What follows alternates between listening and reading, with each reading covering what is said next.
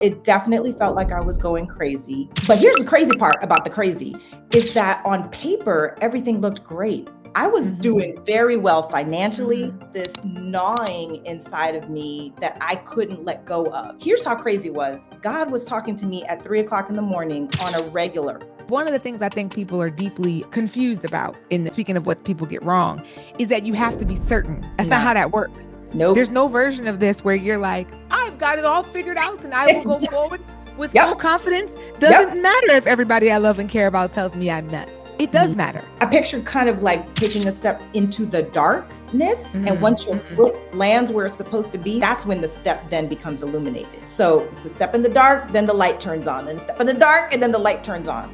We are divinely created on purpose, with purpose, for a purpose. And we don't have to spend our lives like out there seeking it. It is already there. So I feel like it's just connecting to it.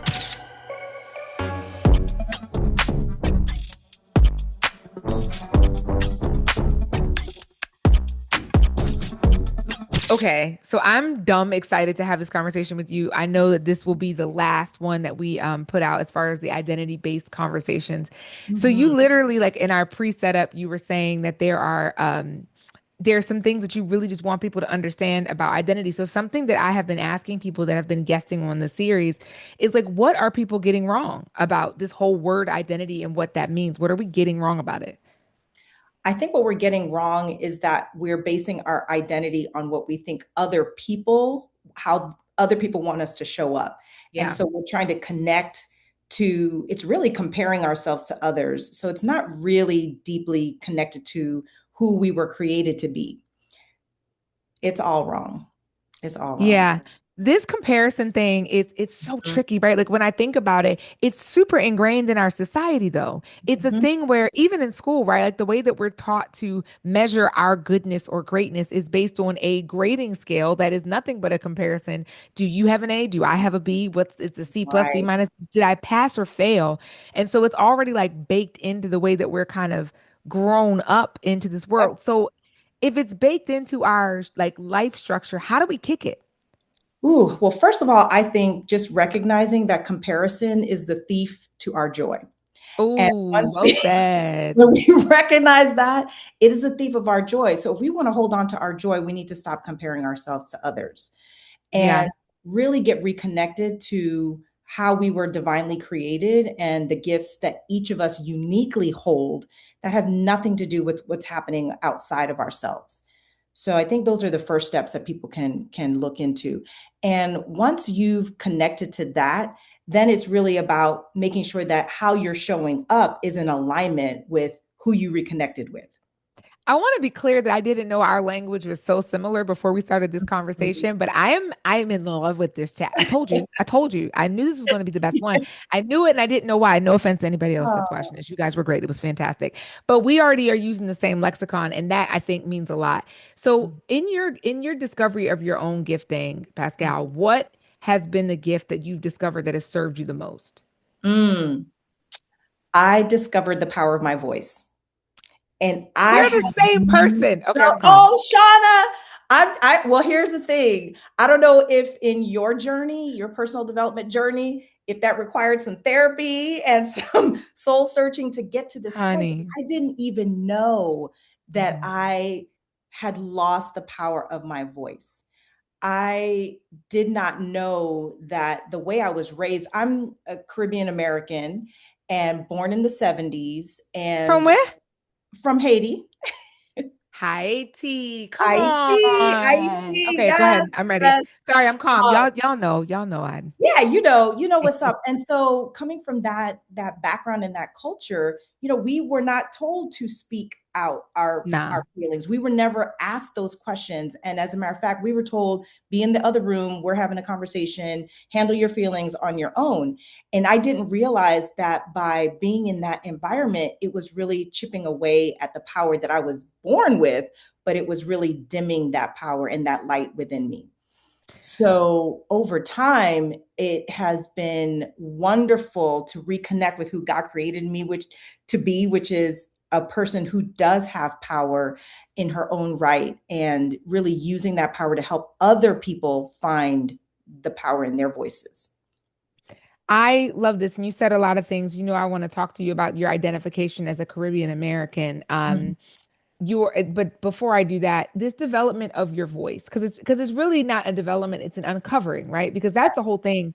You're innately born with the things. God has gifted you with the things from the inception, right? Like, and unfortunately, familial experiences usually, or work Mhm. experiences, or life experiences, or our own choices. People often think that if you choose a thing, then you deserve the thing. But I really want people to really understand sometimes you only have but so many resources to make the choices that you're making. So please give yourself some slack. You know what I mean? Like give yourself a break. You know what Absolutely. I'm saying? So Mhm. I want to lean into this piece where you're saying that rediscovering your voice, it wasn't really a rediscovering though, right? It was more like a coming to know that this was your in fact your superpower and then making use of that for the benefit of your work, how you Mhm. interact with other people and how you show up in the world. Mhm. When was the moment? When did you realize you had been doing it? I want to call it wrong, but when did you realize that you had been doing it with your hands handcuffed behind your back?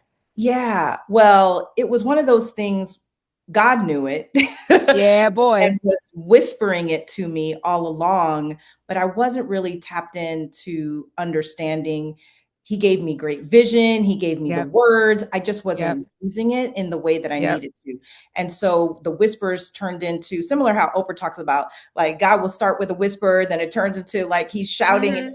For Mm-hmm. me, it was literally like my voice was captured. I could not speak until I said the words that I needed to say, that he had been saying to me.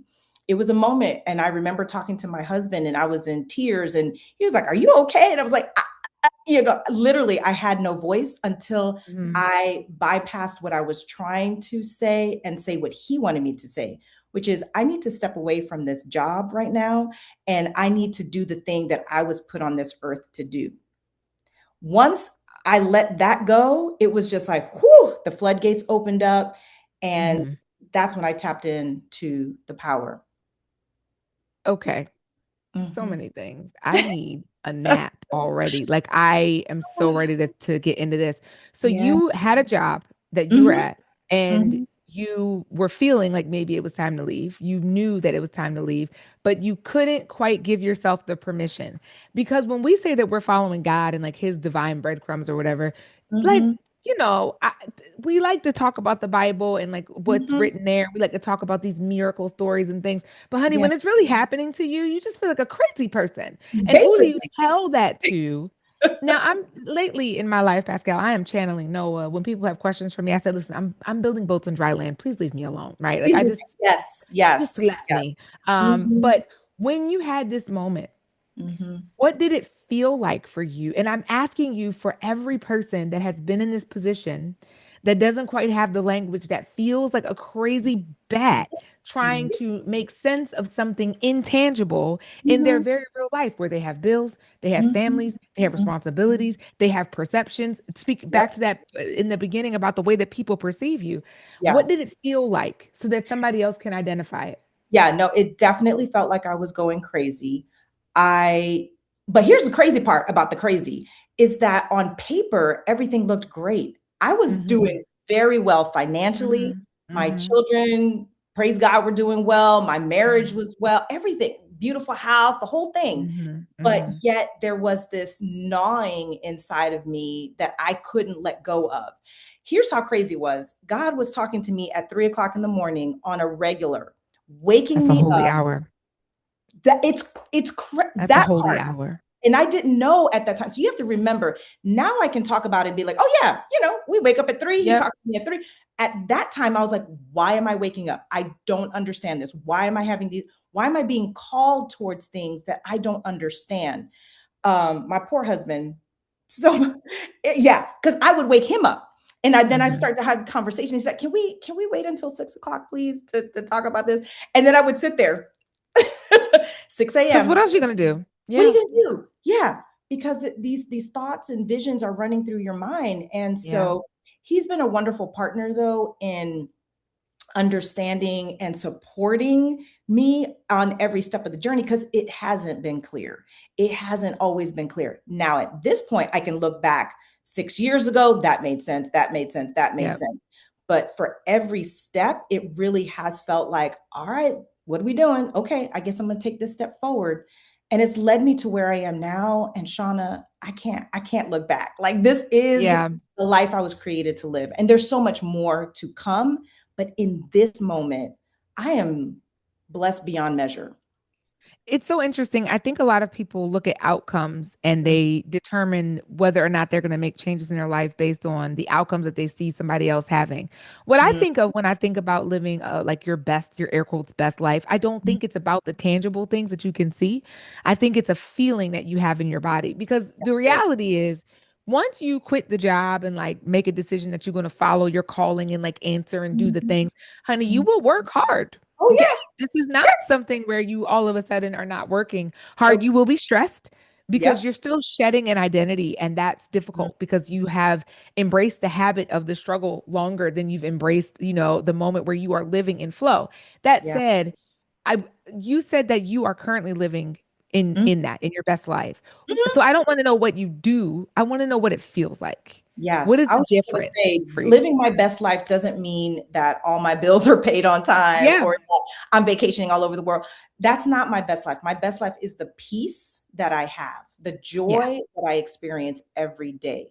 Now, that doesn't mean stuff doesn't happen because it does, and I still Hmm. go through my moments, but it's hard to put into language, but I think it's really important, and I'm so glad you're talking about this, Shauna, is to show people the path because that Yeah, journey did boy. not just come overnight. That journey Nah.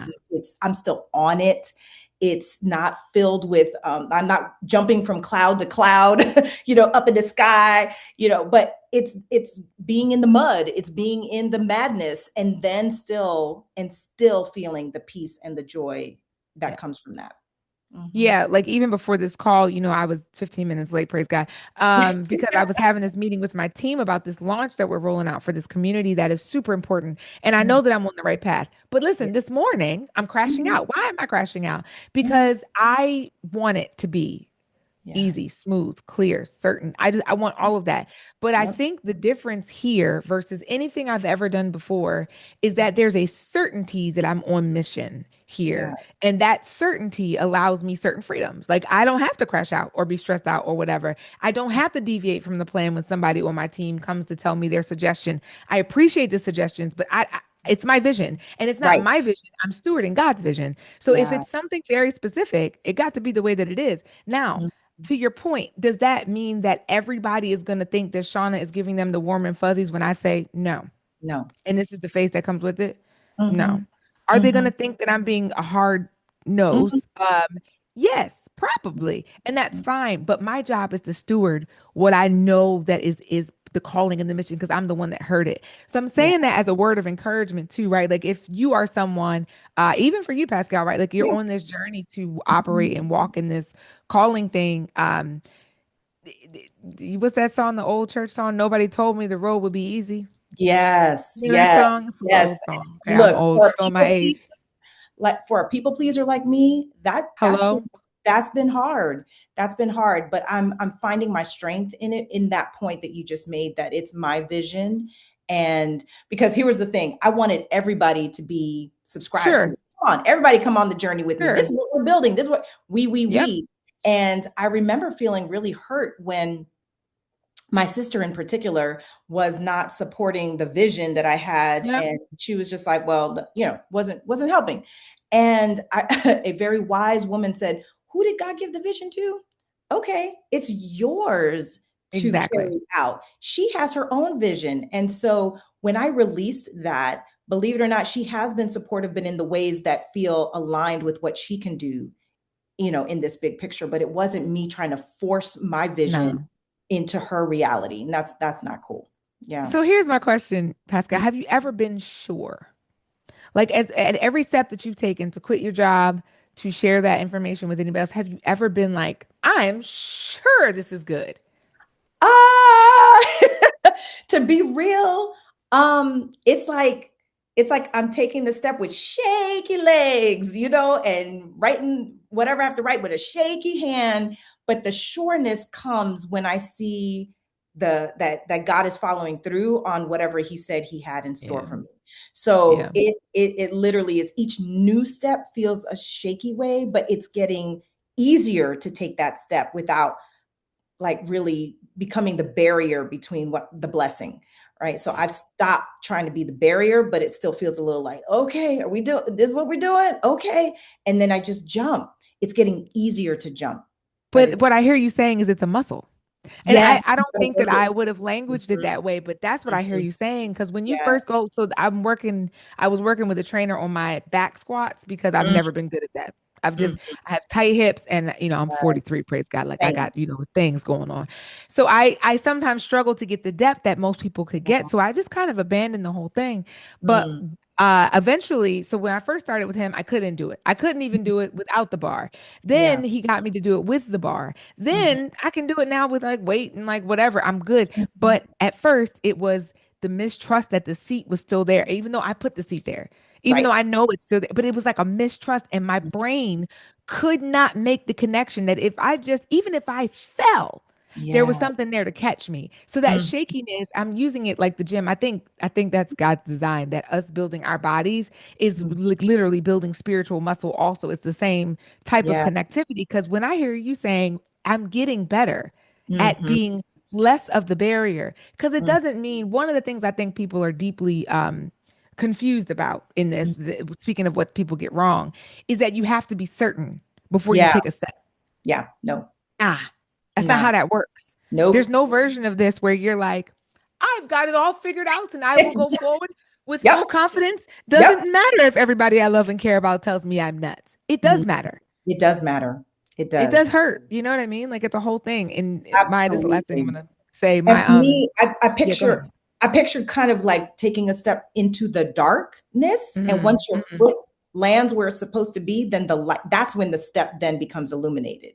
So it's a step in the dark, then the light turns on, then a step in the dark, and then the light turns on. Yeah. That's If you've been challenging yourself, if you've been really taking the steps, the bold, courageous steps to consider whether or not the way that you've been showing up for your life every day, starting with the way that you work, if you've been considering whether or not that is serving your greatest, highest, boldest, best version of your life, then it is likely that you've discovered that it probably isn't. That there are probably places where you can actually maximize the way you show up every day to get a better version of your life. One where you're not tired all the time, one where you're not exhausted, one where you are looking forward to things. Recently, I started the UnCultured coaching community, which is really a space for you to go after the next goal for your life. And in this season, the goal that we are going after is relocation to another country, at least for part of the year. Now, why does that even matter? Because when you're thinking about reinventing your life, changing the way that you're showing up in the world to align your work, your life, your wisdom, the way that you show up, how you feel every day, when you're looking to align those things, then sometimes you realize, I don't belong here.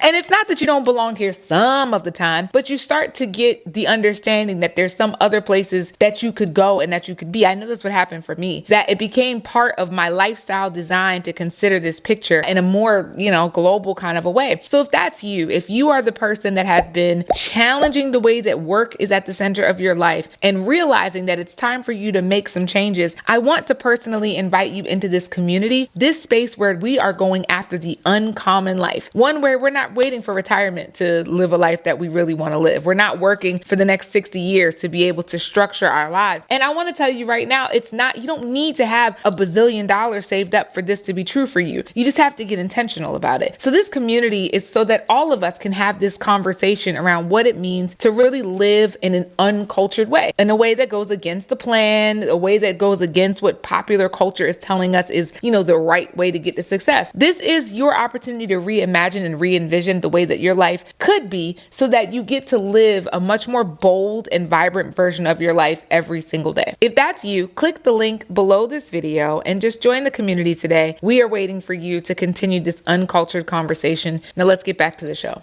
that's what it is. No, I love it.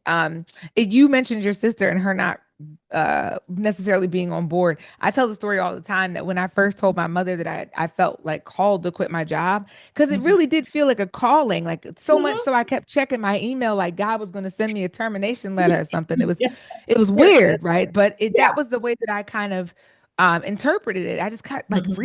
checking my email. It was so weird. Like, and eventually something did come that was like my interpretation of a sign. It didn't matter. I knew the truth, but we as Mhm. people, we love to ask God for another sign. Just show me That's again, right. God. Just Show be me again. sure. Just be One more time. clear. One Yeah, more one more time. time. Mhm, But when I told her that I was going to quit my very good job directly out of college, I mhm, had been working for 18 months. And then mhm, 18 months in, I'm like, I know God is calling me away from this. When I went mhm. to tell my mother, she politely told me that God would not tell me that. She spoke on behalf of the Lord and said he would not tell you to quit your job without a plan. Wow. That week, we were Mm, going to the same church. That week, we mhm, started a Bible study mhm, about Abraham and how, mhm. and the whole theme was how God will tell you to take a step without a plan. Mm. Whole new Bible study series. And I Did you look remember, at your mom like, did you baby, hear what? listen, I just, did you? Okay, just All wondering if right. we Well, were we in the we're same gonna go study? ahead and call that confirmation. Confirmation, okay? Yes, Um, but yes. that's like a big confirmation, right? And now Mhm, your sister, you can see her showing up in your life differently and mhm, supporting you differently.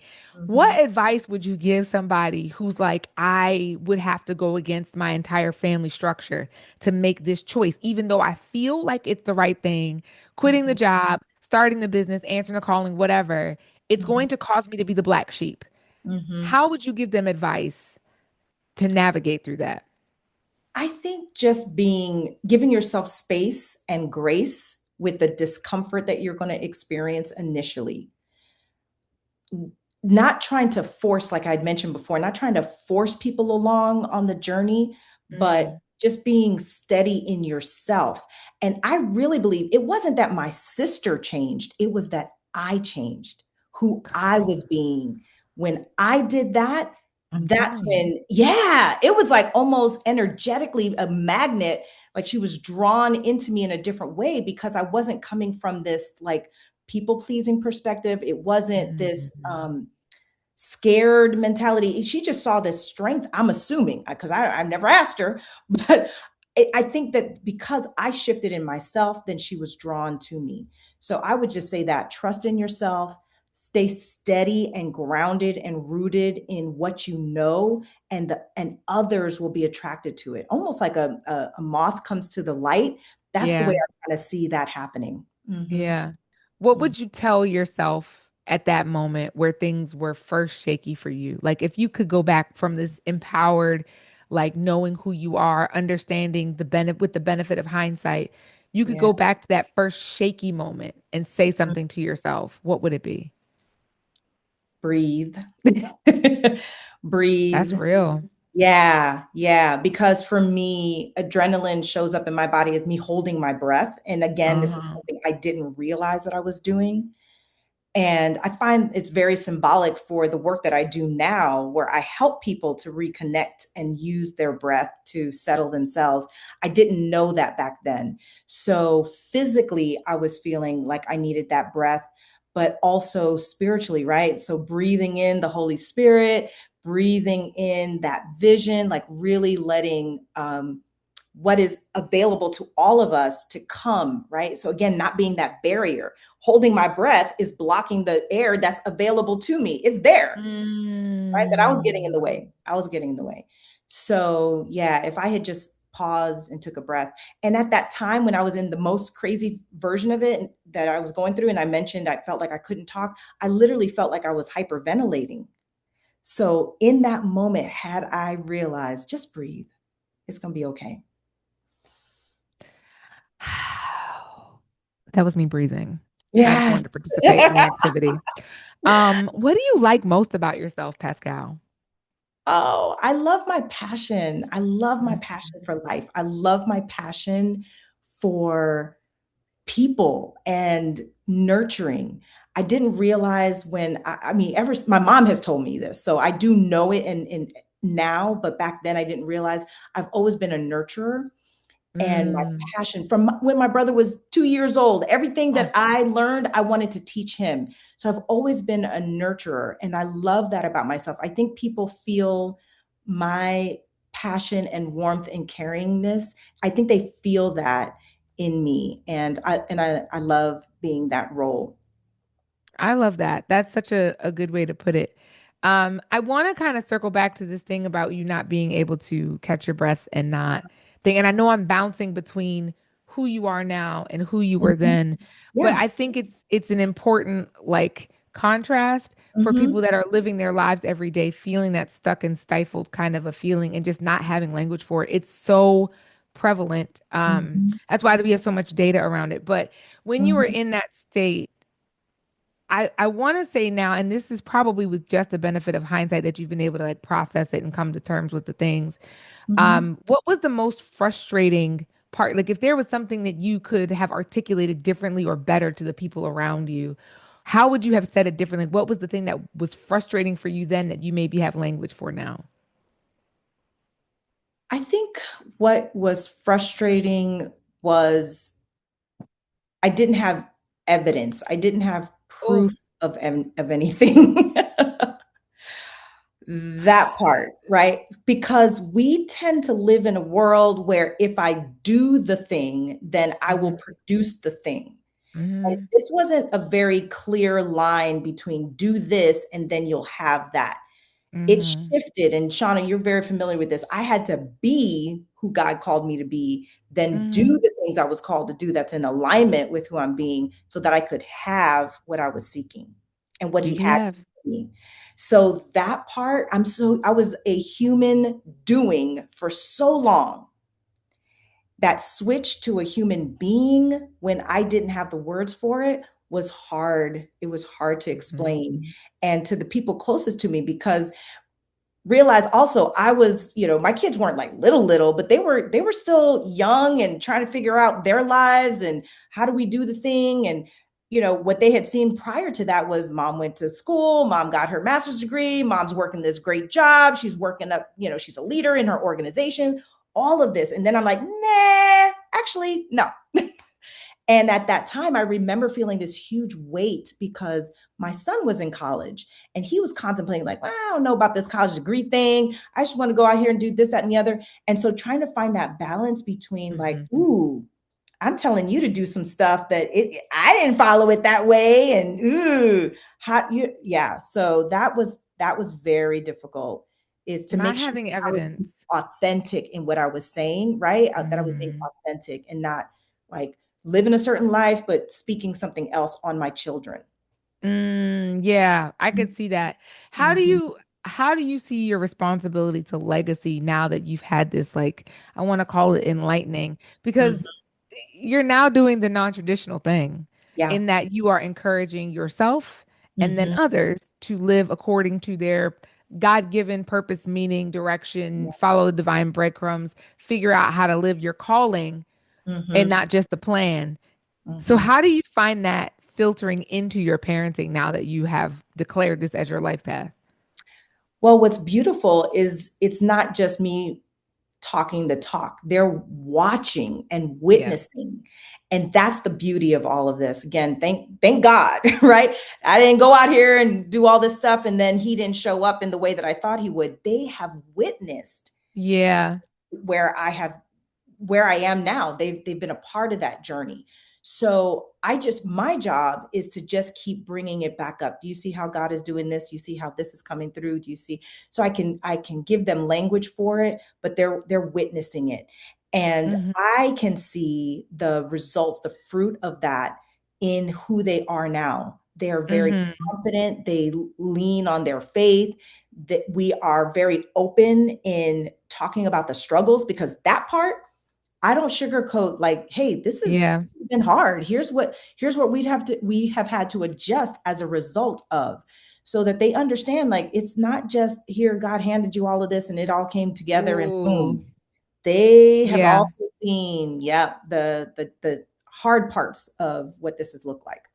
Hmm.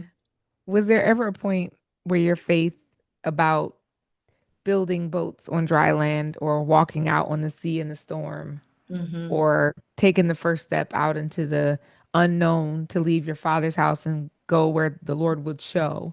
Was Hmm. there ever a point where your faith was wavering to the point of, I'm going back?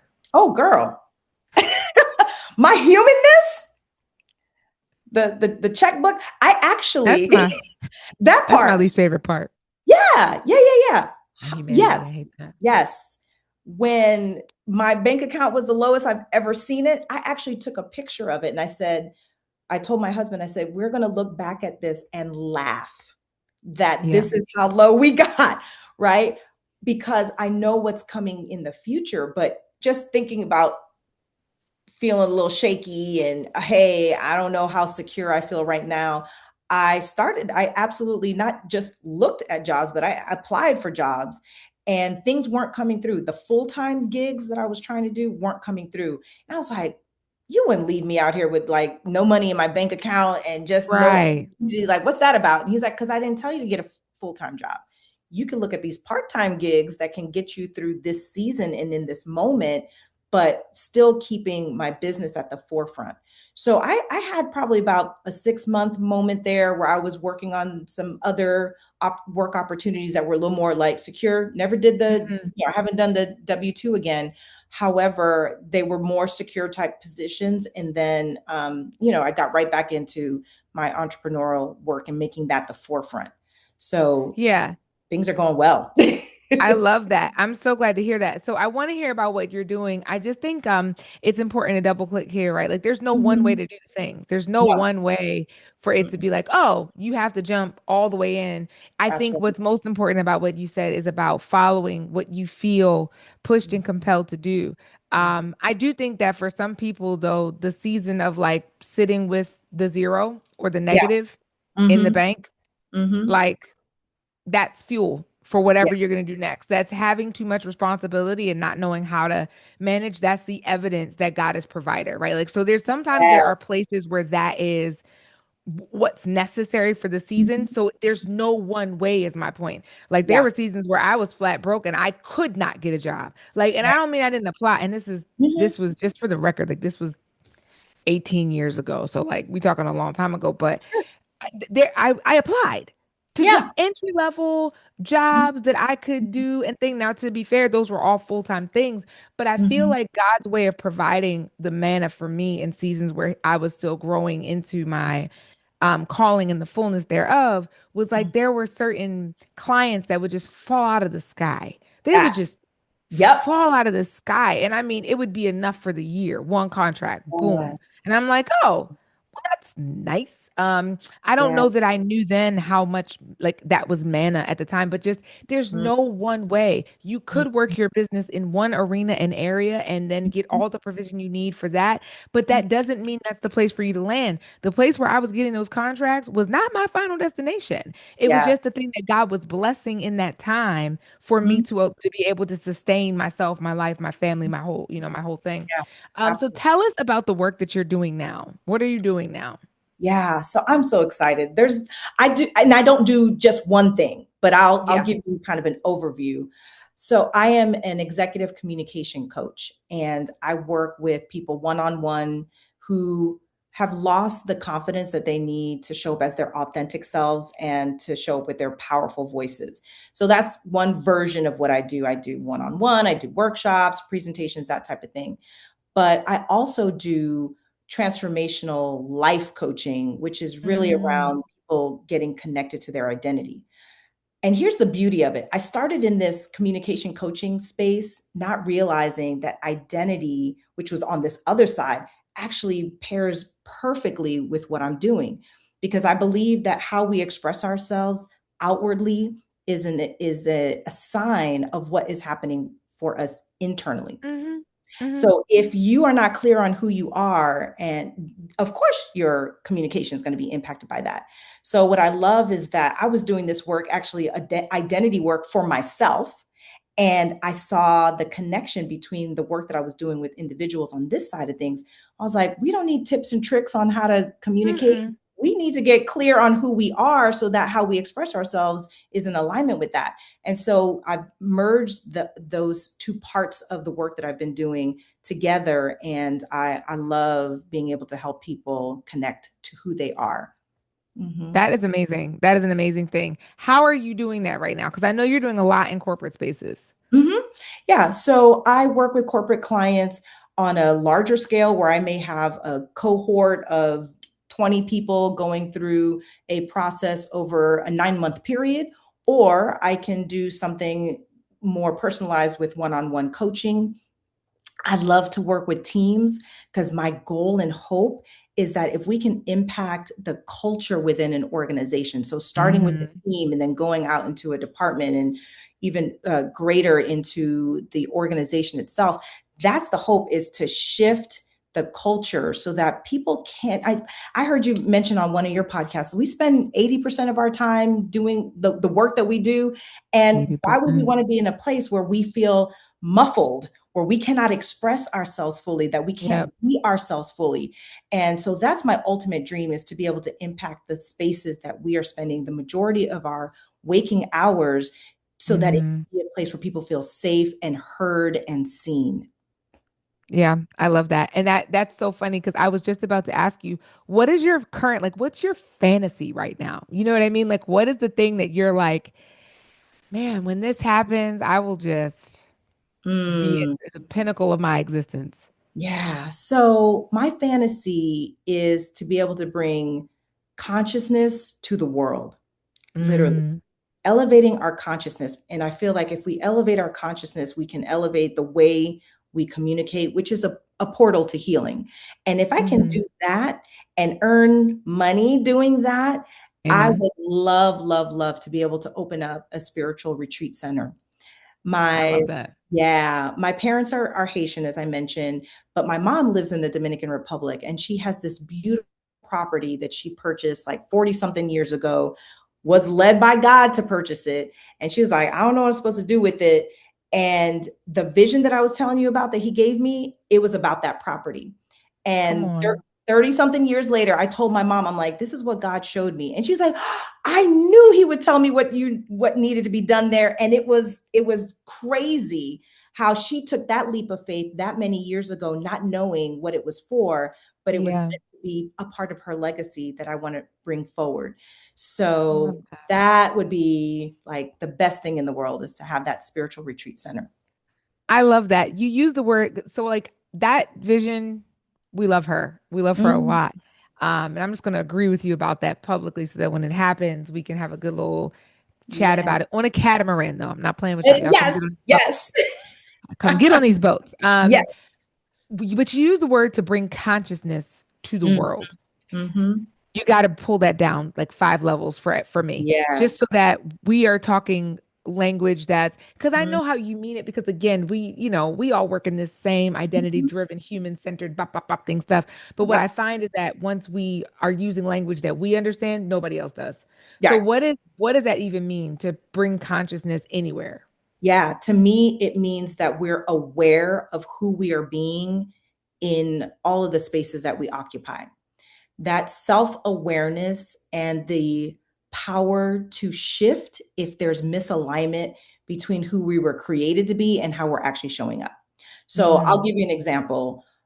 Some people, and this is not my work directly, but with a dear friend who does this work around conscious leadership, focusing on, if we're just existing through life and life is just happening to us, like I have mhm. no impact on how my life goes, it's just happening outside of myself.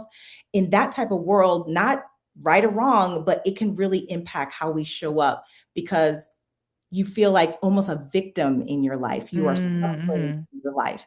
But if we elevate to this space where we're co-creating with our creator, whoever you call your creator to be, that's Hmm. elevating our consciousness, where you are, life is happening through you and by you and for you. That's a very different feeling Yes, than it is. existing. So if we were to all elevate to that level, that's where I believe love and community and communion and all of that lives at that higher consciousness level, that higher Hmm. energetic level. Then we can be sovereign and we can be surrendered to what's available to us, instead of kind of like fighting through life. We get to really flow through life. That's what Hmm. I feel elevated consciousness means. I love that. That is such a good way to put it. And I think it's something we should all aspire to.